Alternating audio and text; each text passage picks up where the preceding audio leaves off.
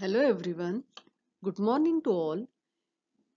Greetings from Shri Sahakelkar College Devgad. I am Professor Rashmi Hirlekar and warm welcome to the session Human Resource Management. Here we are learning about human resource management. Learning objective of this lecture. In this lecture, we will discuss about importance or significance of human resource management.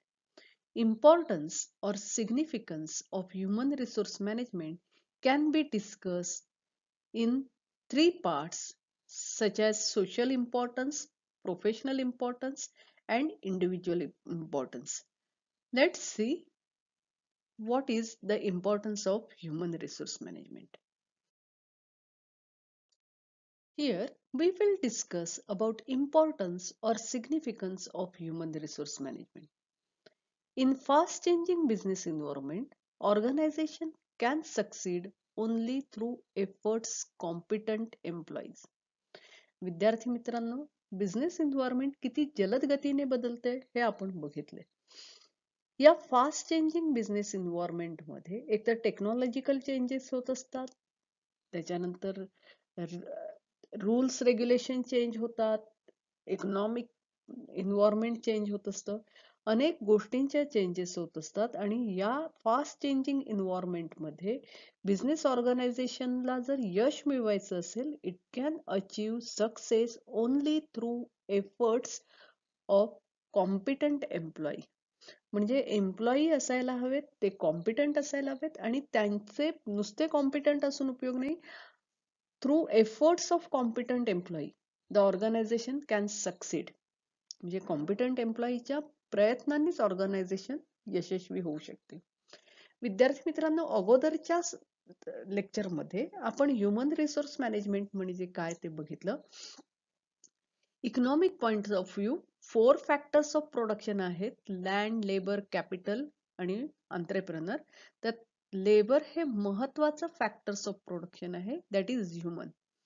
आणि त्याचबरोबर management point of view सुद्धा आपण विचार केला की 6 AIIMS जे आहेत मॅनेजमेंटचे, ज्याच्यात मेन, मशीन, मटेरियल, मेथड्स या सगळ्यांचा अंतर्भाव होतो. तर त्याच्यात या 6 एम मध्ये मेन हे जे आहे एम, तर तो अतिशय महत्वाचा आहे, कारण हाच या सगळ्यांना हँडल करायचं काम करत असतो आणि त्यामुळे ह्युमन रिसोर्स मॅनेजमेंटचं अतिशय महत्व आहे आणि फास्ट चेंजिंग बिझनेस एन्व्हायरमेंट मध्ये तर अधिकच आहे.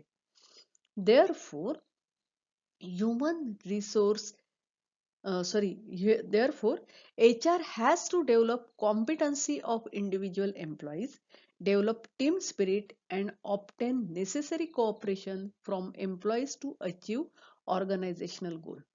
आणि हे जे फास्ट चेंजिंग बिझनेस एन्व्हायरमेंट आहे, त्या बिझनेस एन्व्हायरमेंट मध्ये पर्सनलचं मॅनेजमेंट करण्यासाठी HR ला काय करावं लागतं?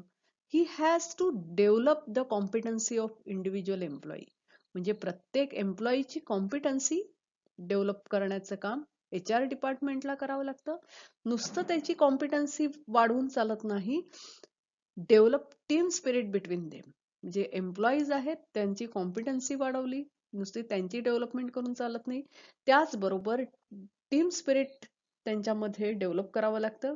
जर ते एकीने काम त्यांनी केलं तरच organisation can get success and obtain necessary cooperation from employee to achieve organizational goal. ऑर्गनायझेशनचे प्रत्येक ऑर्गनायझेशनचे जे गोल असतात, ते गोल अचीव करण्यासाठी आवश्यक असलेलं सहकार्य हे एम्प्लॉई कडून मिळावं लागतं. कारण जर एम्प्लॉय म्हणजे कामगार जे आहेत त्यांनी योग्य सहकार्य केलं तरच ऑर्गनायझेशन यशस्वी होऊ शकते. Therefore, HR has to develop competency of individual employee, develop team spirit म्हणजे competency डेव्हलप करावी लागते, टीम स्पिरिट डेव्हलप करावं लागतं and obtain necessary cooperation from employee to achieve organizational goal. आणि म्हणजे टीम स्पिरिट आणि नुसती कॉम्पिटन्सी नाही, तर त्याचबरोबर योग्य असं कोऑपरेशन मिळवावं लागतं टू ऑर्गनायझेशनल गोल जे आहेत ते अचीव करण्यासाठी. There are 3 big areas, that is social, professional and individual enterprise that deals with. म्हणजे 3 मुख्य एरिया आहेत. सोशल एरिया असेल, प्रोफेशनल असेल किंवा इंडिव्हिज्युअल. Enterprise deals with. एंटरप्राइजला या 3 एरियांमध्ये, सामाजिक एरिया, प्रोफेशनल एरिया, इंडिव्हिज्युअल एरियामध्ये काम करावं लागतं. Importance of human resource management and details we will discuss in detail in next slide. Importance of human resource मॅनेजमेंटचा विचार करत असताना 3 क्षेत्रातनं विचार करावा लागतो. त्याच्यातलं सगळ्यात पहिलं आहे सोशल. Effective human resource management could serve the goal of our society satisfying social needs of employee, and this can be achieved by tackling following initiatives. आता ह्युमन रिसोर्स मॅनेजमेंट करत असताना एम्प्लॉईचे सोशल नीड्स काय आहेत त्याचा विचार करावा लागतो. कशा प्रकारे? तर first, maintaining a balance between job available and job seekers according to qualification, experience and need of organisation. विद्यार्थी मित्रांनो, सामाजिक पॉइंट ऑफ व्ह्यू एम्प्लॉईचा का विचार करावा लागतो? तर त्यातलं सगळ्यात पहिलं महत्वाचं म्हटलंय की HRM has to maintain balance between job available and job seekers.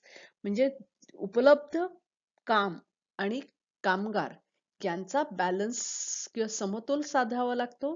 आता हा समतोल साधत असताना क्वालिफिकेशन, एक्सपिरियन्स आणि नीड ऑफ ऑर्गनायझेशन या सगळ्याचा विचार करावा लागतो. Second, providing suitable employment which might give psychological satisfaction. म्हणजे सामाजिक पॉइंट ऑफ व्ह्यू, ज्या वेळेला एम्प्लॉईला योग्य असं एम्प्लॉयमेंट दिली जाते, तर कोणत्या प्रकारची एम्प्लॉयमेंट ज्याने त्या कामगाराला सायकोलॉजिकल सॅटिस्फॅक्शन, मानसिक स्वास्थ्य किंवा मानसिक समाधान मिळू शकेल, अशा प्रकारचं त्याला काम देणं आवश्यक असतं. Third, paying the employee a reasonable compensation in proportion to industry wages and contribution made by him.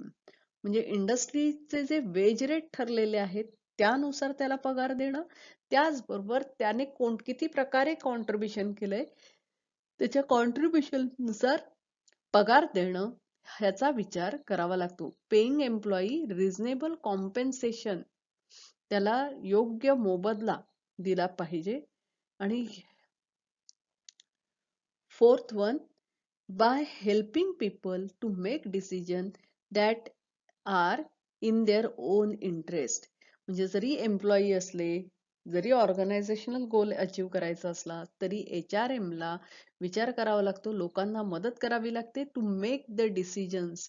Employee जे आहेत त्यांना निर्णय घेत असताना मदत करावी लागते आणि त्यांचे निर्णय त्यांच्या ओन इंटरेस्टमध्ये त्यांनी घ्यावेत यासाठी ऑर्गनायझेशनला मदत करावी लागते.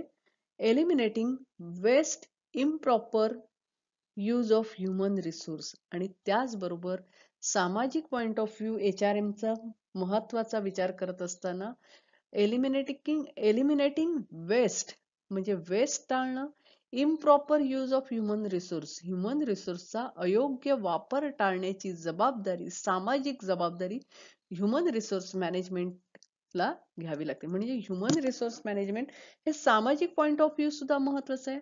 कारण समाजात जॉब किती उपलब्ध आहेत, जॉब सिकर्स किती आहेत, किती जणांना काम हवंय, किती म्हणजे रोजगार किती उपलब्ध आहे आणि माणसं किती आहेत.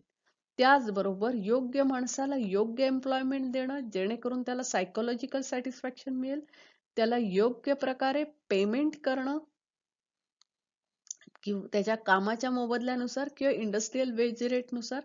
त्याचबरोबर लोकांना त्यांचे निर्णय त्यांच्या पॉइंट ऑफ व्ह्यू घेण्यासाठी मदत करणं आणि इम्प्रॉपर वेस्ट, एलिमिनेटिंग वेस्ट और improper use of human resource, human रिसोर्सचा अयोग्य वापर टाळणं ही सामाजिक जबाबदारी ह्युमन रिसोर्स मॅनेजमेंटच्या डिपार्टमेंटकडे असते. Now we will discuss about professional. Professional importance काय असू शकतं? Provide a healthy and congenial working environment that promote individual brilliance as well as teamwork among the employees, and this can be achieved by, बघा, professional point of view H R एमचं महत्व ज्या वेळेला विचार करतो, तर एम्प्लॉईज ना healthy आणि कॉग्नियल वर्किंग एन्व्हायरमेंट प्रोव्हाइड करणं, प्रमोट इंडिव्हिज्युअल ब्रिलियन्स म्हणजे माणसाचं जे ब्रिलियन्स आहे किंवा त्याची जी बुद्धिमत्ता आहे त्याला प्रोत्साहन देणं, टीम वर्कला प्रोत्साहन देणं. आणि हे कशा प्रकारे करू शकतो एच आर एम किंवा एच आर, कशा प्रकारे करू शकतो? तर first one, maintaining a dignity of employees as a human being. विद्यार्थी मित्रांनो, ज्या वेळेला 4 फॅक्टर्स ऑफ प्रोडक्शन मध्ये लँड, लेबर, कॅपिटल आणि एंटरप्रेन्योर म्हणतो, लेबर हा माणूस आहे, याचा विचार कायम आपल्या मनात राहायला पाहिजे. त्याची डिग्निटी म्हणजे त्याचा स्वतःविषयी असलेला आत्मविश्वास असं नाही म्हणता येणार, काय म्हणणार त्याचा, आपण सन्मान, मानवतेचा सन्मान करणं किंवा काय, तर ते कायम मेंटेनिंग त्या डिग्निटी, त्याच्या त्याच्या स्वतःचं अस्तित्व मान्य करणं, त्याच्या डिग्निटीज मेंटेन करण्यासाठी मदत करणं, तो माणूस आहे ही जाणीव सतत ठेवणं, हे एच आर एम डिपार्टमेंटला करावं लागतं. Second, giving maximum opportunities for personal development. जरी तो आपला कामगार असला तरी त्याच्या वैयक्तिक डेव्हलपमेंटसाठी जितकी जास्त संधी देता येईल तेवढी ती ऑर्गनायझेशनने द्यायची असते. कारण जर ह्युमन रिसोर्सची डेव्हलपमेंट झाली तरच ऑर्गनायझेशनला यश मिळतं, तरच ऑर्गनायझेशनची डेव्हलपमेंट होते. Third, providing healthy relationship between different work groups so that work is effectively perform. म्हणजे वेगवेगळ्या कामाचे वेगवेगळे जे ग्रुप असतात त्या ग्रुपमध्ये हेल्दी रिलेशनशिप प्रोव्हाइड करायचं काम ह्युमन रिसोर्स मॅनेजमेंटला करावं लागतं. Fourth one, developing a knowledge, skills and attitude of employee. म्हणजे जे एम्प्लॉई आहेत त्यांचं स्किल वाढवणं, त्यांचं ज्ञान वाढवणं, त्यांचा ॲटिट्यूड, त्यांचा बघण्याचा दृष्टिकोन डेव्हलप करणं, हे सगळं ह्युमन एच आर एम डिपार्टमेंटला करावं लागतं. And last one, correcting the errors of wrong position, wrong posting and improper reallocation of work. म्हणजे कामाची विभागणी चुकीच्या पद्धतीने झाली असेल तर रिअलोकेट करणं, किंवा correcting the error of wrong posting, चुकीच्या पोस्टला चुकीचा माणूस गेला असेल किंवा एखाद्या पोस्टला चुकीचा माणूस गेला किंवा चुकीच्या पोस्टला योग्य माणूस गेला असं काही असेल तर त्याचं correction H R M department करतं.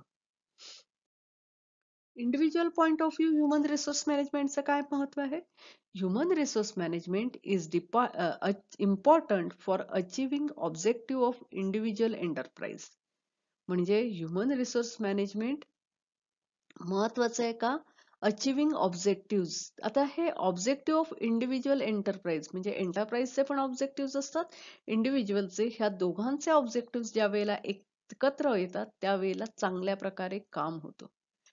Train and motivated employee help the organization to achieve its short term long term goals. म्हणजे जे ट्रेन आहेत, कुशल कामगार आहेत, मोटिवेटेड आहेत, ते ऑर्गनायझेशनचे short term long term goals achieve करण्यासाठी मदत करतात. This is possibly developing right attitude among the employees. आणि हे जे टीम स्पिरिट आहे हे निर्माण करण्यासाठी developing right attitude among the employees, कामगारांमध्ये योग्य ॲटिट्यूड डेव्हलप करावा लागतो. Second, effectively utilising the available human resources, उपलब्ध ह्युमन रिसोर्स जे आहे त्यांचा इफेक्टिव्ह उपयोग करणं. Securing willing cooperation of employees, म्हणजे एम्प्लॉईज जे आहेत त्यांची इच्छा, सहकार्य करण्याची इच्छा निर्माण करणं त्यांच्यामध्ये, for achieving goals of enterprise, म्हणजे एंटरप्राइजचे जे ध्येय आहे तिथपर्यंत जाण्यासाठी कामगारांचं सहकार्य मिळवणं, and fulfilling their own social and psychological needs. म्हणजे नुसतं ऑर्गनायझेशनल गोल महत्वाचे नाहीयेत, तर ऑर्गनायझेशनल गोल बरोबर एम्प्लॉईजचे गोल सुद्धा तितकेच महत्वाचे आहेत. आणि ज्या वेळेला हे दोन्ही गोल एकत्र येऊन एक होतात त्यावेळेला सायकोलॉजिकल ज्या नीड्स आहेत एम्प्लॉईच्या त्या सुद्धा पूर्ण होतात, सोशल नीड्स ज्या असतात त्या सुद्धा पूर्ण होतात, आणि इंडिव्हिज्युअल नीड्स सुद्धा पूर्ण होतात. Today we have discussed about importance of human resource management. Human resource मॅनेजमेंटचे महत्व विचार करत असताना 3 मेन एरियाचा आपल्याला विचार करावा लागला, की सामाजिक गोल्स काय आहेत, प्रोफेशनल गोल्स काय आहेत आणि इंडिव्हिज्युअल गोल्स काय आहेत. या तिन्ही point of view human resource management कशा प्रकारे महत्वाचं आहे याची चर्चा इथे आपण केली. तर आज इथेच थांबूया. Thank you and happy learning to all of you.